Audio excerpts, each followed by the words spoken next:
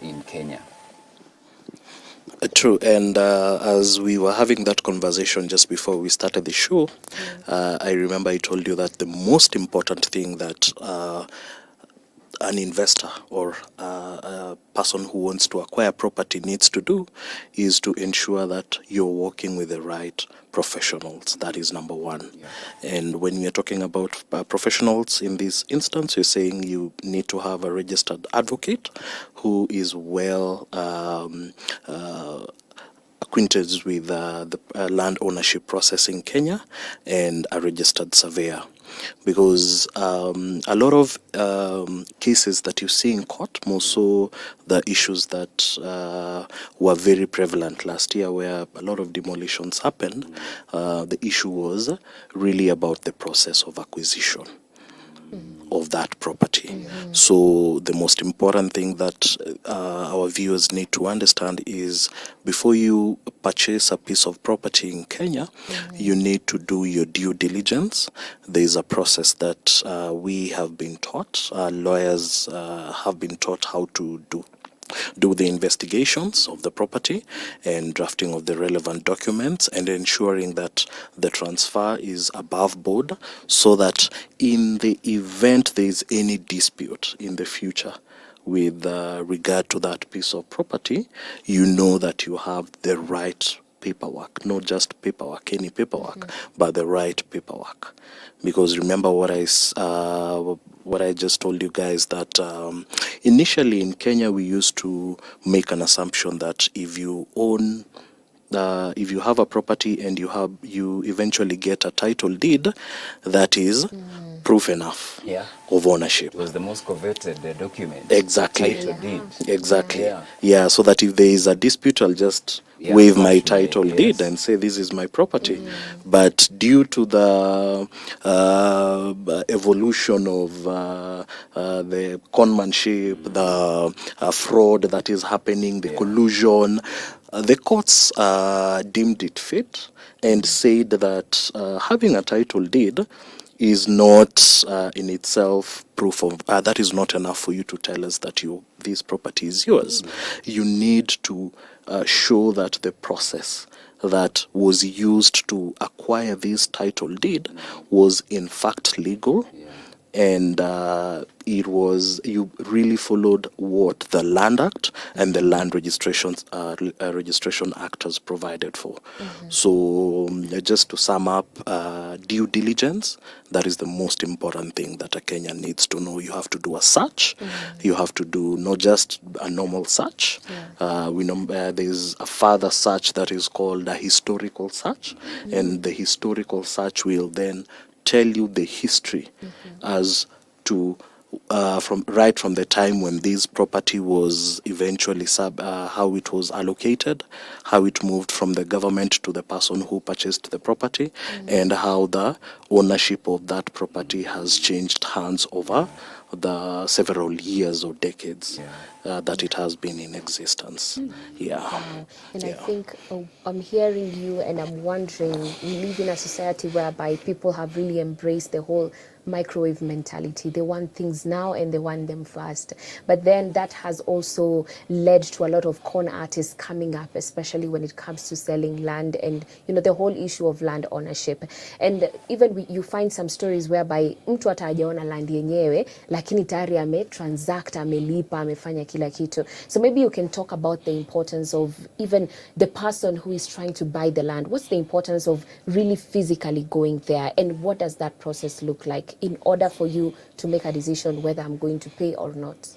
Yeah, definitely. And you see, in Kenya, there's this mentality, as we said, that if you own a piece of property or a parcel of land, it means that you're one of the quote unquote, so to speak, wealthy people.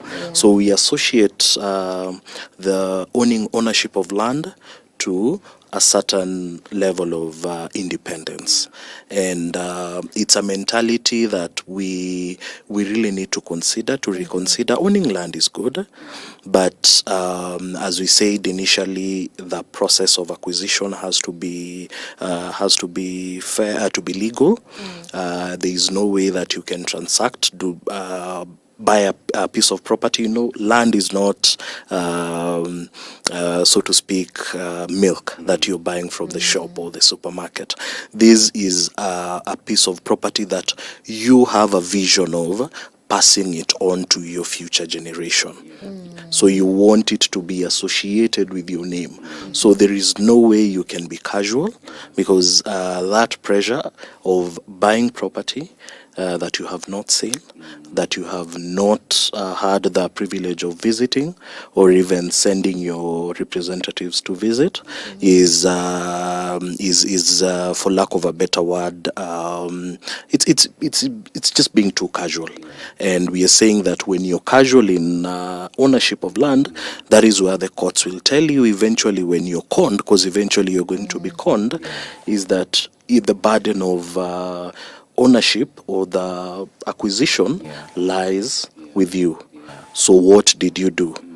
Did you send money to some individual or to some company that you never even bothered to do due diligence on, to investigate on the property, to do everything, because you're telling us that you've sent money to this company to acquire certain property that does not even exist? So eventually you're just going to be told you were indolent, because there is a maxim in law that says equity aids the vigilant and not the indolent. So if you purchase property without doing your due diligence, then eventually you will be the ultimate loser. So we need to shift from that mentality, more so from for our brothers and sisters who are in abroad. I know they work hard for that money, and they are really keen on doing investments, which is a good thing. But what we are just saying is, before you decide to take this bold step, just instead of doing your research as to which properties are there and how you want to transact your money from abroad without visiting the property, shop for a good lawyer, shop for a good surveyor, and work with them. Tell them that this is what I've seen. I want you guys to assist me with the process of acquisition of this property. And once you do that, you'll be sure that your documentation will be above board. Yes. And I'm thinking about this person who has maybe gone through supposedly through this entire process, due diligence and everything, and they have gotten a title deed. How do they verify that this is a legit document? Okay, that's a good one. First of all, our viewers need to understand that Kenya has migrated now from the normal paperwork searches that we used to do, or at least we are trying to do that. So there is a portal that is called Ardhi Sasa, and Ardhi Sasa, that is a portal that was specifically created by the Ministry of Lands to curtail the issue of fraudulent land ownership in Kenya, and all the documents have been digitized. So before you decide to partake in any transaction, or if you want to verify a document, a title deed that has been either given to you by an advocate or your prospective, the vendor who has sold the property, you just simply need to register yourself with Ardhi Sasa, upload the title, and then do a search. There is a provision as to and the steps, which are very easy, by the way. And I think that is a positive step, because it's tamper-proof.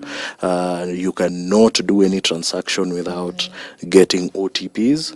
So transfers have been, I can see that at least the ministry has tried to make the process seem a bit above reproach. So you just check with Ardhi Sasa, upload your documents, do a search, results will be sent to you digitally.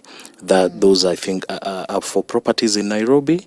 I'm not sure about Kakamega, but some of these registries, they are still in the process of migrating the documents from the physical to the digital documents. Yeah. And I think the other question, even I am wondering, maybe some viewers may also be asking, maybe when now you've decided that I want to buy a piece of land, what are some of these maybe environmental things or issues or restrictions that you need to put into consideration before deciding the kind of location that you're going to choose to buy your piece of land from?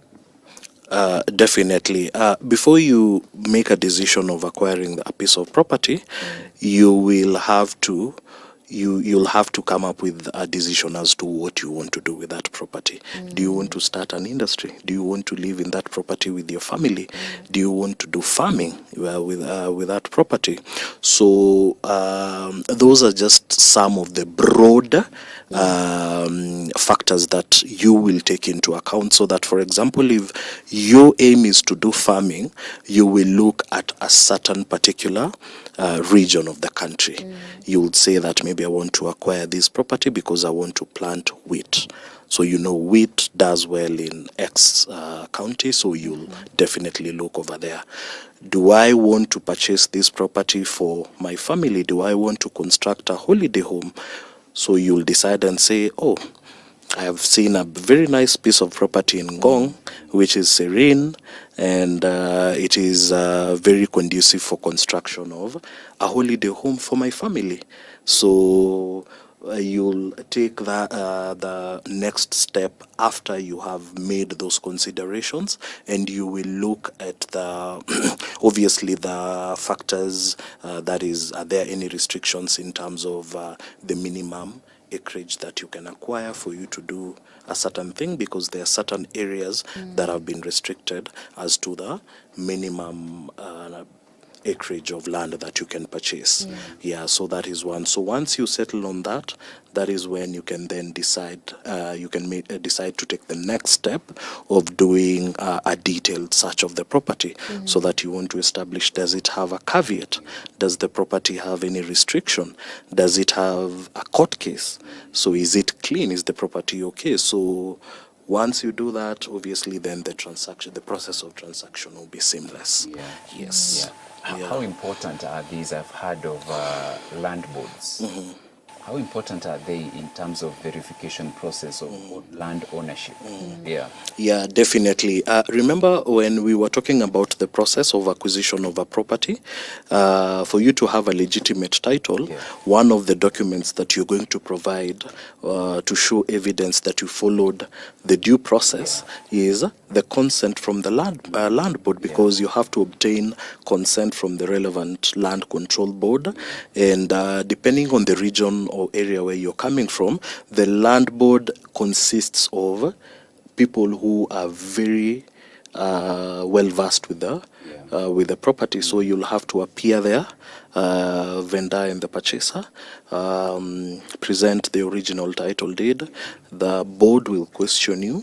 They really just want to ascertain, because they'll be one of the only, apart from the advocates who are going to witness the document, they're one of the only people who will tell the story that we in fact saw these two people they had an intention of doing a transaction, and it was voluntary, and eventually we gave the consent for the property to be transferred. So having consent is paramount, because you'll have to appreciate, our viewers will have to appreciate that in as much as Article 40 of the Constitution offers protection to land, the process of acquisition, you cannot just say that since I have this land, I'm entitled to the constitutional protection of this property. So have the process validated, let the process be above board, and then eventually you will be able to rely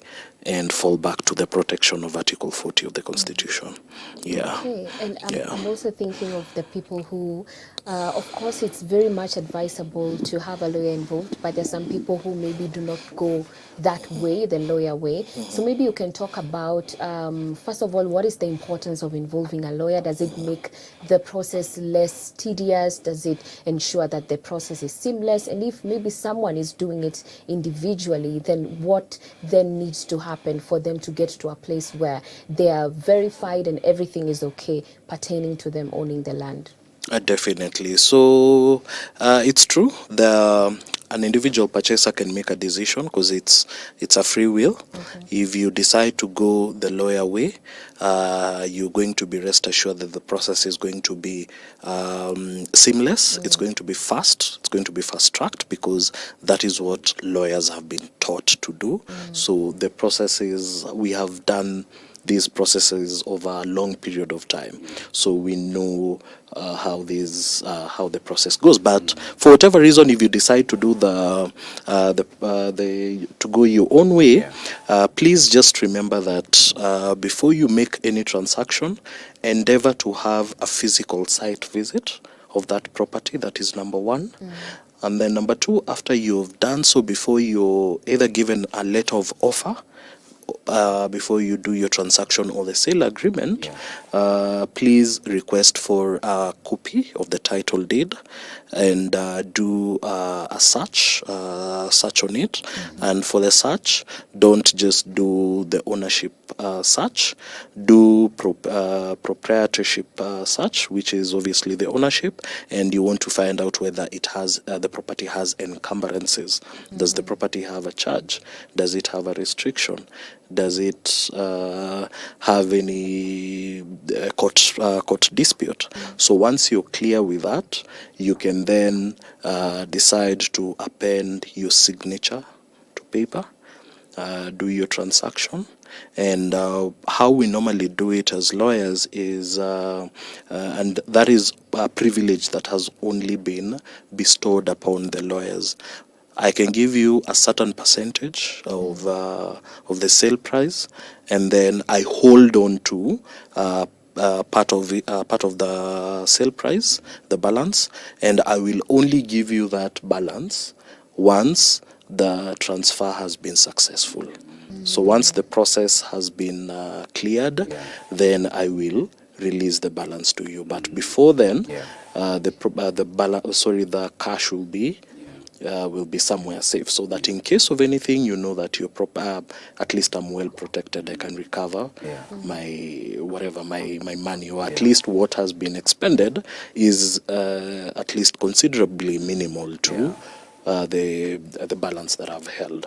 But our viewers have to realize that more often than not, it is only the lawyers who have been given this privilege, because there is a legal framework that has been created for that governs the issue of professional undertakings when it comes to land transactions.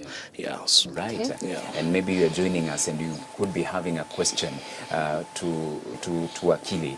He's here to answer all those questions. 0708 222 323. That is the WhatsApp number. And also you can get us across all our social media platforms, Hope TV Kenya, and he will be answering those questions. There's something also that we mentioned, even as we talked about title deeds, and this is lease certificates. And some property companies, they don't really offer you a title deed upon completion of transaction, but they give you a lease, not a lease, but the certificate, a share certificate at the end of it. How safe am I by the time I'm getting that share certificate after the completion of the process? So what our viewers need to understand is still, as we constantly evolve, the law is evolving, and land transactions have not been left behind. So previously that was the norm. As I initially alluded, land owning companies used to buy a piece of property. It was a scheme, and then they used to do subdivisions. Plots are subdivided, and then individual plots are issued to purchasers. So recently, again, as I said, you can imagine I told you that owning a property, or by just having a title deed, forget about even a share certificate. Owning a title deed in itself is not enough, you see. You need to make sure that the process is above board. So you imagine what a share certificate is, and the courts actually made a pronunciation as to the issues of share certificates. And what our viewers just need to understand in a nutshell is that share certificates are not proof of ownership of a property, of a land in Kenya. So that is just an internal document. Once you get your share certificate, it is incumbent upon you, because it's your property, you've expended on it. It's incumbent upon you to push further and ensure that the scheme has initiated the process of subdivision of these properties. And that is why you'll see that the companies, a majority of these companies, which are few in Kenya that are above board, which sell properties through a scheme, they have already processed individual titles for their plots. So they purchase a property under their name, and since they know that initially it was complex, or it was tedious for them, for purchasers to acquire title deeds, they go a step further and process title deeds for those individual plots that they are selling. So that makes the work of the purchaser easier. So as you purchase the property, you will find that the housekeeping issues have already been sorted out. But at this day and age, I wouldn't advise anyone to purchase a property and expect a share certificate and then sit pretty with that share certificate and say that that is a proof of ownership. Yes. So you push and make sure that you have your individual title deeds. And I think it would be a good time to also talk about resolving of property boundary disputes, because I think we have such cases happening. Maybe you can talk about it. What's the process like to resolve such disputes? Okay, so resolving boundary disputes, that is twofold. Number one, if it's a boundary dispute that is, say, not that contentious, because you will get cases where you're arguing with your neighbor over, say, 2 feet because of a fence or an easement or whatever.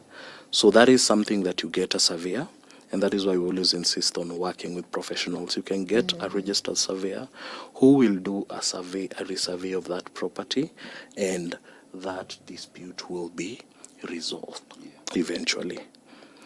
There are some cases where you will find that having that survey, that report, the survey report may be disputed.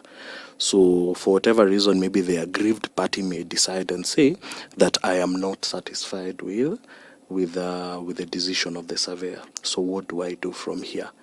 You have the liberty of approaching the Environment and Lands Court in Kenya. So you just file a claim against your neighbor or whoever you're having that property dispute with, and start the process of having that issue resolved, because it is only the Environment and Land Court in Kenya that has been given the mandate of giving guidance and resolving disputes that revolve issues of land.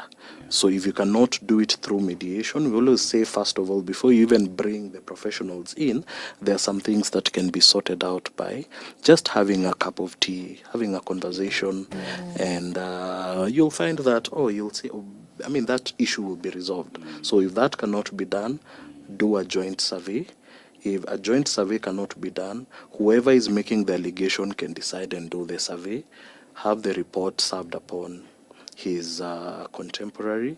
If they do not want to comply, then the issue can be escalated to court. Yes. And another important one is the lease agreements, and this one usually it's kind of temporary. But are there also parameters that our viewer needs also to be updated on, so that they are not caught off guard?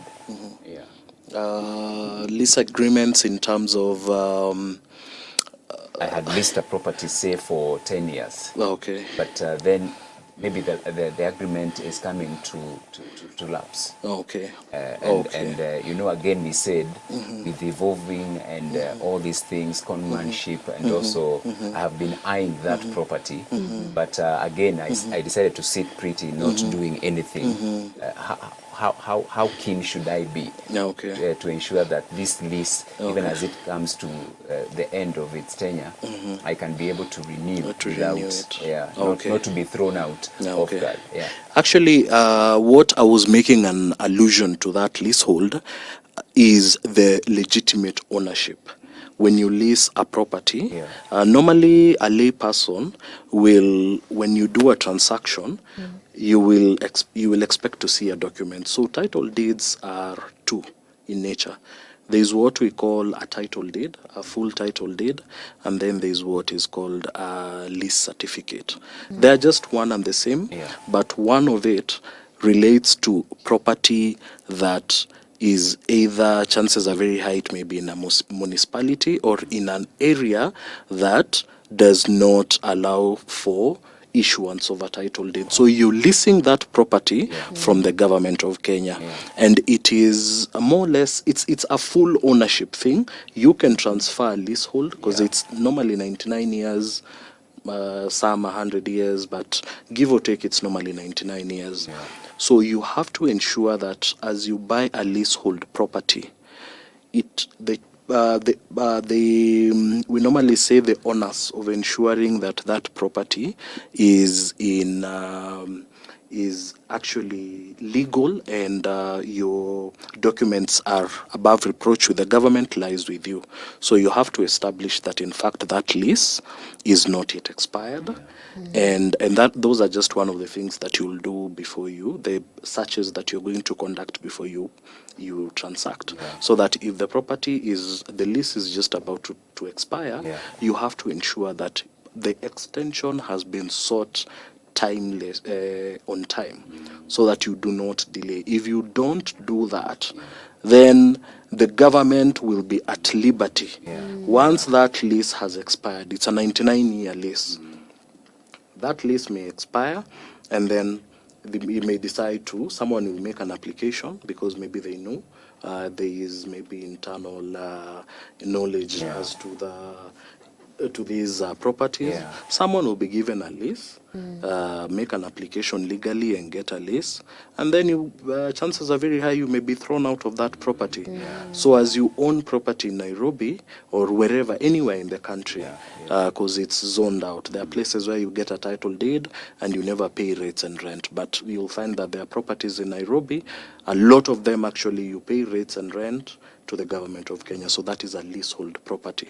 So one of the things that your lawyers will be doing will be to ensure that your lease is up to date, your rates and rent have been paid, and the paperwork with the government of Kenya is above board. Yes. And also there's this board that I saw on one piece of land on my way home, and ilikuwa imeandikwa, this land is not for sale, beware of conmen. So we also have these measures that land owners are also making sure that they're putting in place. My land is not for sale. We have such things happening. So maybe you can also talk about the importance of that responsibility on the landowner to protect the land. And even while you're at it, you can talk about the importance of maybe fencing. How can also these landowners guard their own lands from such con artists?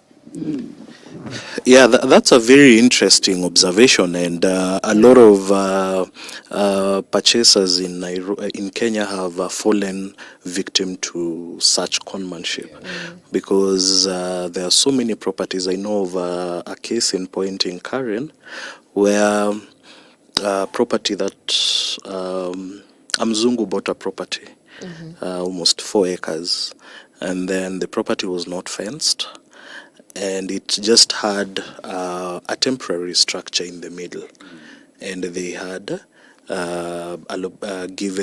employed a guard, a Maasai, to just oversee the property. So 4 years after the property was purchased, One day, the Mzungu, the owner of the property, was called while he was in Netherlands, and I was told, "Oh, by the way, see, you've seen people constructing a perimeter wall on your fence, on your property. Yeah. Oh, or do you want to do a joint venture, or did you sell this property?" Or it was just a random question. Yeah. Someone saw it and was like, "Wow, why is so and so doing a construction and not even telling us? Maybe he Yeah. was in Nairobi or." So that guy was very shocked to learn that someone has already started to construct a perimeter wall to do what. So finally, when investigations were done, eventually the property, yes, reverted back to him. It was realized that the person who was put there to guard the property was given minimal amount of money, less than 2 million, and he was told, "You go where you're going to go, that is none of our business. Yeah. So you give us this property, we are going to see what you're going to do about it, because the Mzungu doesn't know you. You can disappear wherever you want to disappear to." So that issue was arrested, and the Mzungu eventually constructed a perimeter wall, finished that perimeter wall that the had grabber had already started constructing. And it was an eureka moment for him. He didn't know that once you buy a property in Kenya, you're supposed to guard that property with your sweat and blood. Yeah. And you see, that is one of the reasons why we fought for independence. Yeah. It was land, getting land. Once you have your land, it is now upon you to ensure that that area is properly protected. So if you don't put, we normally call it in law caveat emptor, that is just buyer beware. So that if you're not buying, if you're not selling property, maybe you're traveling, you don't intend to do the construction anytime soon, just take endeavor to take measures of ensuring that that area is properly protected. It's your duty. Construct a fence, put a very huge billboard. That is what we always say. Put a very huge billboard there for everyone to see that in fact this property is not for sale. This property is not for sale. And then constantly you can build a site house. We normally say just a site house, and then have someone visit that property at least once a week. Even if you're not living there, always do a weekly visit. Create a rapport if it's in a good neighborhood or just a neighborhood. Let me just say that. Create a rapport with your neighbors. Let them know who you are. Let them know that you're not selling this property, and they will assist you in as far as protection of that area is concerned. So that is it's a very interesting view, but we have to know, if you don't intend on doing construction or development immediately once you purchase a property, please just put a caveat on that property. You can, if it's a property that has what do we call it, that has a title deed, and you're not sure, or you don't want people to do transactions when you're not there, you can decide to put a restriction. You can decide to put whatever you want to do. You can go a step further and secure that property with the Ministry of Land, with the Ministry of Lands. But as far as the physical property is concerned, do that board. Yes. We need to bring our conversation to a close. It's 9 o'clock. But it will be unfair to just let you go without also giving us your parting shot, especially on land ownership in Kenya. So what I can conclude by saying is land ownership in Kenya, the major thing that you have to take into consideration is the process of acquisition. Let our viewers just remember that the process of acquiring a property in Kenya is paramount. Endeavor to ensure that you get registered professionals to assist you in the process of acquisition, because obviously once you get a property that you have acquired legally, and you eventually end up getting a title to it, the satisfaction that comes with it is immeasurable. You cannot even define. So don't take the process of land acquisition casually. Yes, let's just it's better to be safe than sorry. That is what I can tell our viewers. Right. Yes. Thank you. Beautiful. Thank you. Wow, I've gotten to learn so much. Yeah. And I think even for our viewers wameweza kujifunza mengi na mengi na mengi zaidi. We'll be having more of these conversations in the Definitely. future. But thank you so much for staying with us. I see time is far much spent, but this conversation was very needed because saizi ni ndo mwaka umeanza, Hivyo. meaning that some people even maybe one of their resolutions was to own a piece of land. So I think if that was your resolution, if that was your plan, Yeah. then take notes from today. And you know, this particular interview is also on YouTube, so you can run there in case you miss any part of it.